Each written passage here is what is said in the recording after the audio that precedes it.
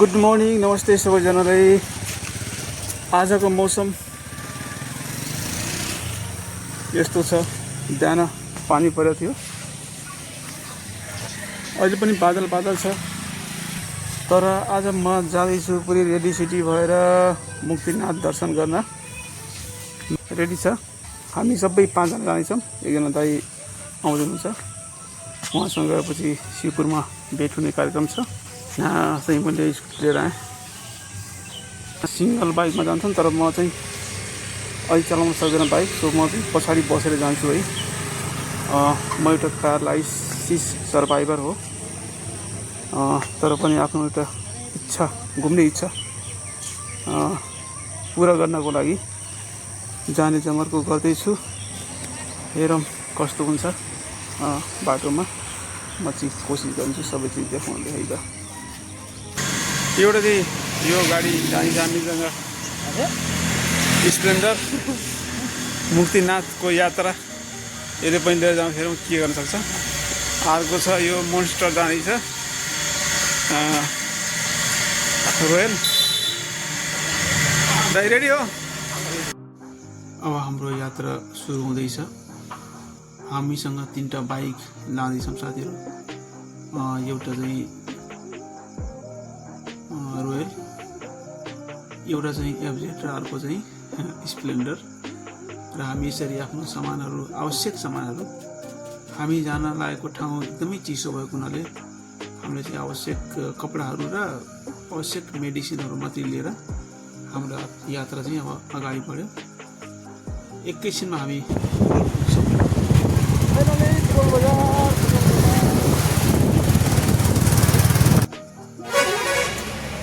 म चाहिँ फोन व्यस्त हुन्छ। यहाँ चाहिँ हाम्रो अझै त्यो सेटअपै मिलिरहेको छैन, बनाइ नै मिलिरहेको छैन।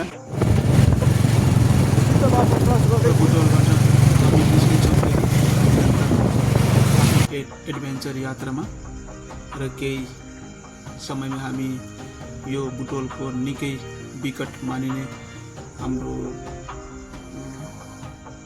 सिद्ध बाबा एरियाको एकदमै पहिरोग्रस्त क्षेत्र मानिन्छ यसलाई। र हामी त्यसले बिस्तारै छिचोल्दै अगाडि बढ्छौँ। हाम्रो यात्रा निकै नै एकदमै रोमाञ्चक तरिकाले अगाडि बढिरहेको छ, किनभने हामी जुन 5 जना गइरहेका छौँ त्यसमध्ये कोही पनि अगाडि यो यात्रामा जानुभएको छैन।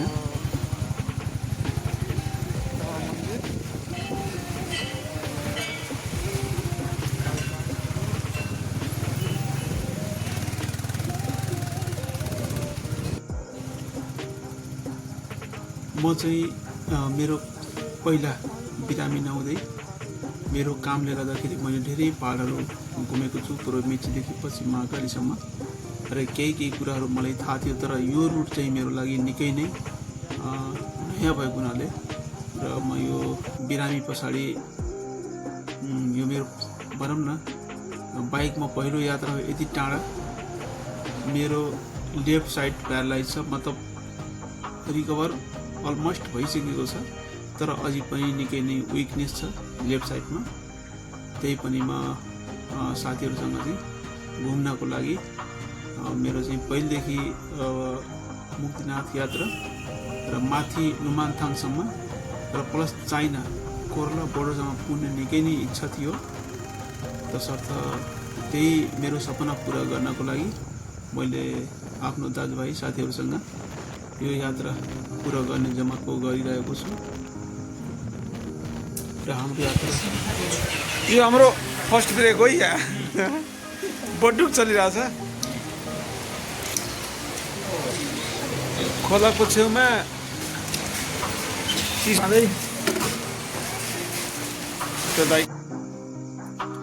र हाम्रो यात्रा यसरी निरन्तर अगाडि बढिरहेको छ। एउटा सानो ब्रेक पछाडि हामी फेरि पाल्पाको निकै नै पाल्पा यात्रा, बुटोलदेखि पाल्पा सडक खण्डको एकदमै मनोरम दृश्यहरूलाई निहाल्दै हेर्दै तपाईँहरूले देखाउँदै हाम्रो यात्रा अगाडि बढिरहेको छ।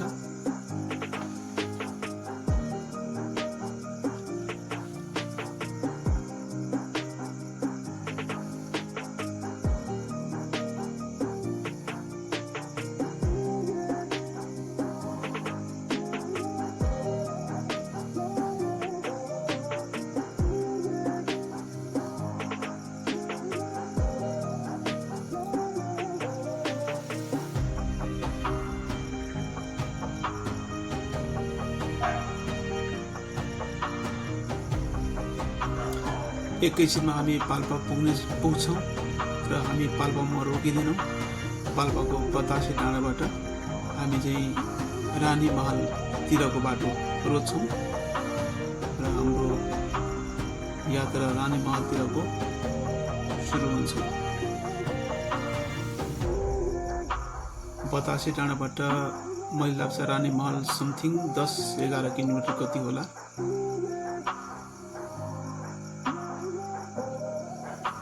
बतासे डाँडाको अलग्गै मजा छ, चिसो हावा अनि माथिबाट देखिने मनोरम दृश्य।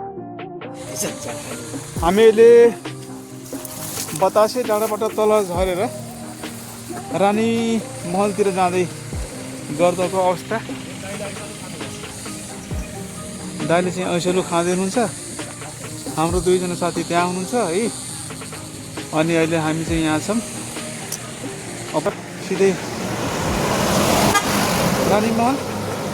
रानी महलमा चिया ब्रेक, त्यसपछि सरासर पूर्ति घाट हुँदै आज बेनीसम्म पुग्ने हाम्रो चाहिँ सोचो। तर हेरौँ के कस्तो हुन्छ बाटोमा।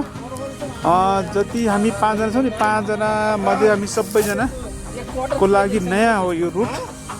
त्यसभन्दा अगाडि कोही पनि आएको छैन। सो हामी चाहिँ बिस्तारै सोध्दै बुझ्दै है त्यसरी हिँडिरहेका छौँ। र यहाँ वरिपरि 1 नम्बर एकदम चिसो ठाउँ, पाल्पाको राम्रो ठाउँ छ यो, राम्रो लाग्यो।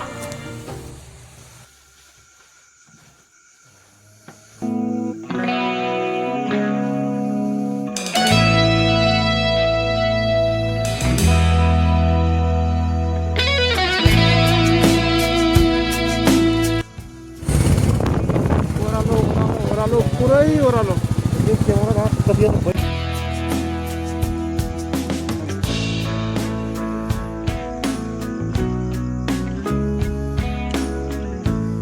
एकछिन पछिको सानो ब्रेक पछि हामी फेरि अगाडि बढ्छौँ। र मोटरसाइकलमा हिँड्दाको फाइदा रमाइलो भनौँ यही नै हुन्छ, आफ्नो मन लागेको ठाउँमा रोकेर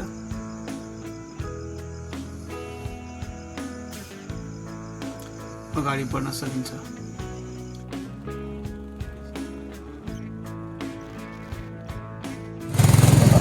फाइनल्ली रेडी आइपुग्यो है।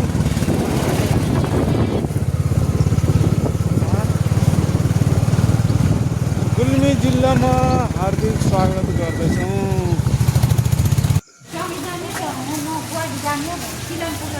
रेडीमा आएर फेरि यो सोधाउनु परेको।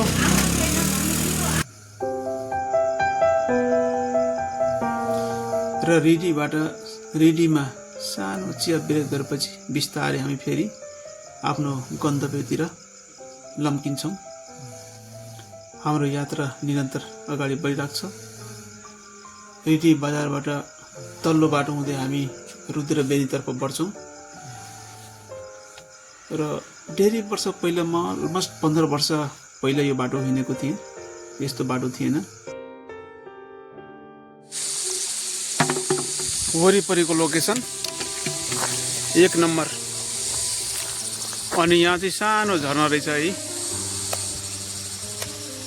तर मिठो पानी। यहाँ चाहिँ हामी एकछिन रेस्ट गर्दैछौँ, अब चाहिँ निस्किने बेला भयो। त चले ल जाउँ।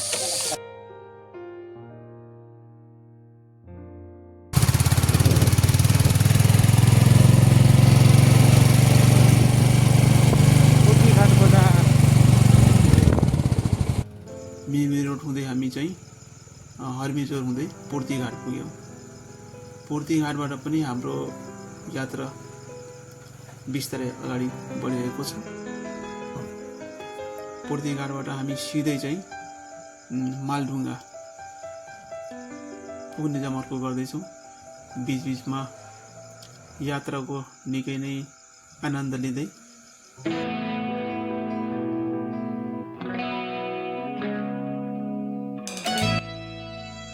बुटवलदेखि मुक्तिनाथ यात्राको लागि सबैभन्दा सहज तर छोटो बाटो यही हो। सो हामी त्यही बाटोबाट बिस्तारै अगाडि बढिरहेको तीनटा पुल नजिकै छ। एउटा पुल, दुईटा पुल, तीनटा पुल।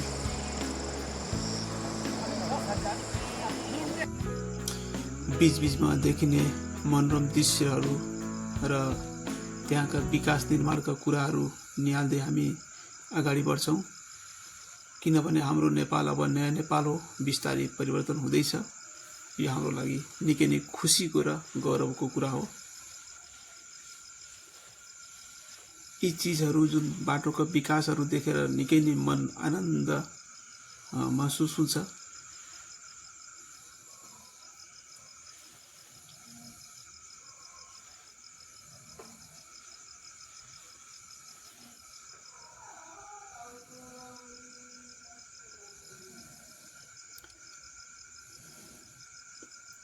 कहीँ कच्ची त कहीँ निकै नै राम्रा बाटाहरू हुँदै एडभेन्चर गर्दै काली गण्डकी खोला आइयो। यो मेरो पछाडिबाट आएको 1 मिटरको बाटो। अगाडि गयौँ भने यो ठ्याक्कै पोखरा गइन्छ। यो काली गण्डकी ठ्याक्कै चढ्ने बित्तिकै हामी यहाँबाट लेफ्ट साइड लाग्नु पर्यो चाहिँ लेफ्ट साइडबाट यता गयो भने पोखरा, यता गयो भने बेनी। साथीहरू, यो मालढुङ्गाको पुल तर्ने बित्तिकै दायाँतिरबाट लाग्यो भने हामी पोखरातिर जान्छौँ भने देब्रेतिर लाग्यो भने हामी चाहिँ बेनी जमसमको रोडबाट हामी चाहिँ माथितिर लाग्यौँ अब। र यो यात्रा जसरी मैले पहिला पनि भने कि हामी 5 जनाको लागि निकै नै यो मतलब एक किसिमको नयाँ रुट हो। यसभन्दा अगाडि कोही पनि यो बाटोमा हिँड्नु भएको छैन र मलाई लाग्छ उहाँहरूले यति लामो बाइक सवारी पनि गर्नुभएको छैन। म ठिक हुँदासम्म त मैले निकै नै बाइक सवारी गरेको छु अल नेपाल, तर यसपालि चाहिँ म चाहिँ चलाउन सकेको छैन। म चाहिँ पछाडि बसेर आनन्द लिँदै गइरहेको छु र उहाँहरू चाहिँ बाइकमा हुनुहुन्छ र हाम्रो यात्रा निरन्तर यसरी नै अगाडि बढिरहेको छ। बाटोमा देखिने मनोरम दृश्य, त्यहाँका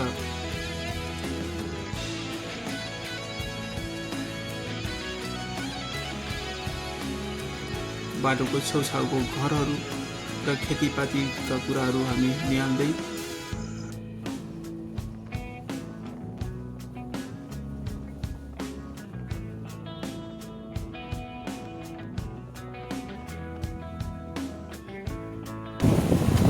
पर्वत बेनी आयो। बेनी बजार आइयो। फाइनली बेनी आइयो है। फाइनली बेनी आइयो। हामी अब चिया प्रयोग गर्छौँ। फाइनली बेनी बजार।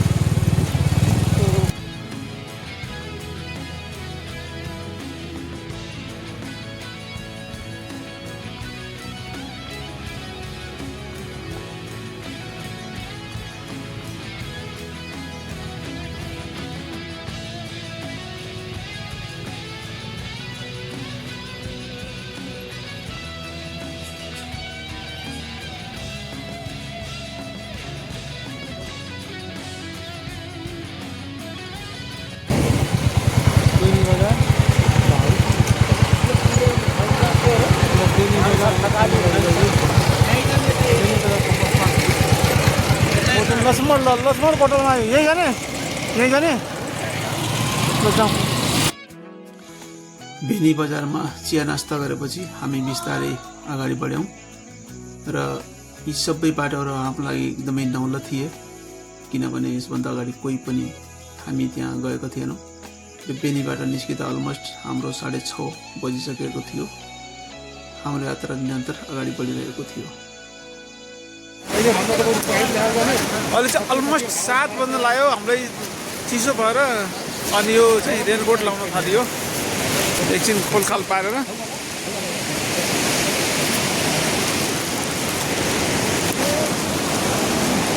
प्रभु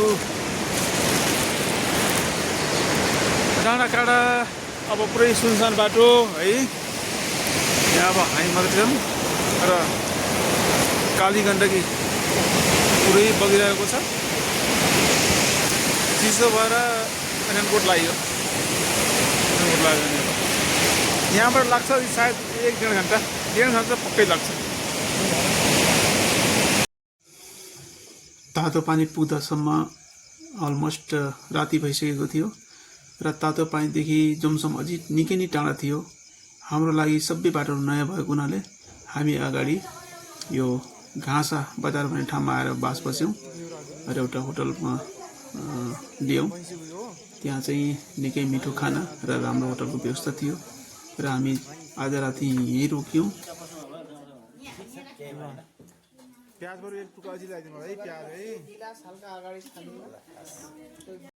हाम्रो सुत्ने बेला भयो सबजना भेट्नु गएर पनि सुत्नुभयो उहाँ दुईजना सुत्नुभयो अब म पनि सुतिहाल्यो सबैले गुड नाइट भोलि बिहान उठेर सबैले जानु पर्नेछ